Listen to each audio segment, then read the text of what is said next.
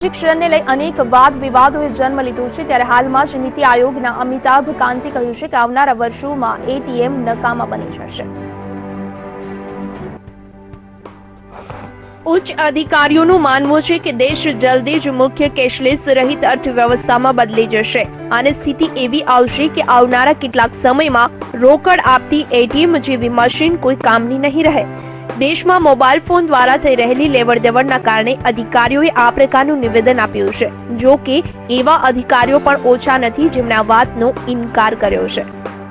જાણકારોના અનુસાર આટલા ઓછા સમયમાં તે સંભવ નથી કારણ કે તેમના માટે ઇન્ફ્રાસ્ટ્રક્ચર હજુ જોઈએ તેવું નથી। આ મુદ્દો જયપુરમાં ચાલી રહેલા સાહિત્ય મહોત્સવમાં brave new world the virtual economy and beyond શીર્ષકથી થયેલી ચર્ચામાં સામે આવ્યો।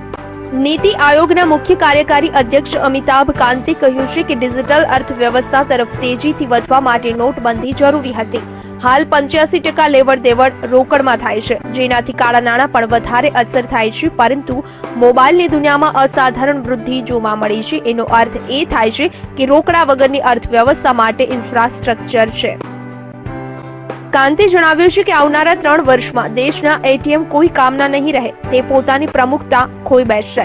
એકવાર મોટી સંચાર કંપનીઓ ડિજિટલ બેન્કિંગની જેમ ખેંચાઈ આવશે અને તે આવનારા વર્ષમાં થશે ત્યારે રકમ વગરની અર્થવ્યવસ્થામાં અભૂતપૂર્વ વૃદ્ધિ જોવા મળશે। ચર્ચામાં સામેલ અન્ય લોકોએ આ તમામ વાતો પર સવાલ કર્યા હતા જેઓ કાંતની વાતથી સહમત થયા ન હતા।